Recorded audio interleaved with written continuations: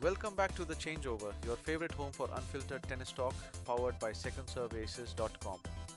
I am Bhaskar, your resident editor-in-chief, joined as always by the intense, the gritty Leo Sterling, and our favorite walking tennis encyclopedia, Julian Price. Today we are diving straight into some massive breaking news out of Cincinnati, where Carlos Alcaraz has just pulled out with a wrist injury. We will also dissect that absolute marathon in Toronto between Rybakina and Kasatkina, and later, Julian is going to help us unpack a fascinating new historical piece on the site about the legendary 19-match psychological siege of Serena Williams over Maria Sharapova. Grab your headphones because we have a lot to unpack. To Bhaskar, I am not going to lie. This Alcaraz news has me absolutely sweating. A wrist injury? Just weeks before Flushing Meadows? It is deeply concerning, Leo. The wrist is the ultimate kinetic hinge for the modern forehand, especially with the extreme semi-Western grip Carlos employs. Julian, please, for the sake of our listeners who don't have a physics degree, can we translate that? Is he in trouble for the US Open? He is in major trouble. The kid plays with so much violent torque, he is constantly redlining his body. It is a check his wrist simply couldn't cash this week. Well, it puts a massive asterisk on his preparation.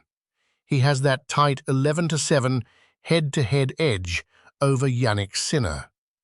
If Sinner sweeps Cincinnati, the psychological momentum shifts entirely before New York. That is a great point. On secondserveaces.com, our latest tactical breakdown actually shows how much Alcaraz relies on that heavy topspin forehand to push Sinner back. Without that wrist at 100%, he can't dictate. Exactly. If you can't hit through Sinner, Sinner will just eat you alive on a fast, hard court. It is simple math. Speaking of math, or perhaps chemistry, would anyone care for a piece of my homemade lemon drizzle cake? I brought a tin into the studio. It is quite refreshing. Julian, I love you, but I am in the middle of a fitness rant here. No cake for me.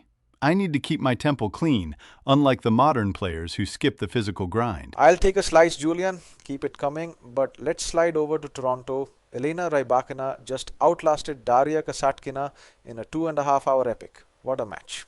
A grueling affair. Rybakina's serve was under immense pressure, but her mental fortitude in the deciding tiebreak was exemplary. Kasatkina makes you play every single ball. She is a human backboard. If you aren't ready to suffer, she will break you down. And Pegula and Goff also advanced, though it wasn't pretty. They both had to dig incredibly deep in their matches. Indeed.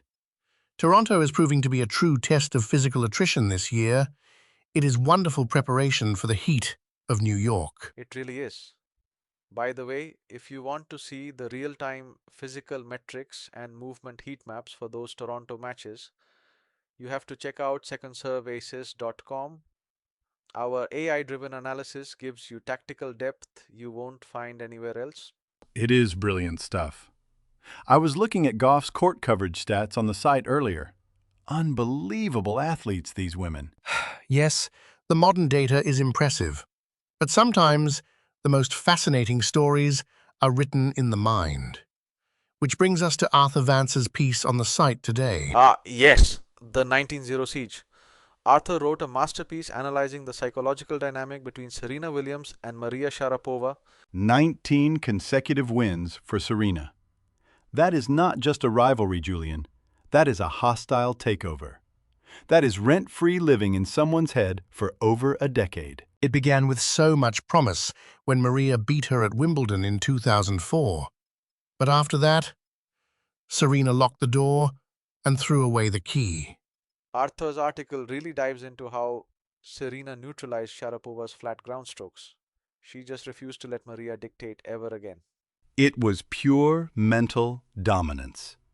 Every time Maria stepped on court against Serena, you could see it in her eyes. She was playing a ghost. A fascinating study in sports psychology. I highly recommend our listeners read the full essay. It is beautifully written. Absolutely. Head over to secondserveaces.com to read Arthur's full piece, check out our Cincinnati tournament tracker, and get all the latest updates. That is all the time we have today. For Leo and Julian, I am Bhaskar. We'll see you at the next changeover.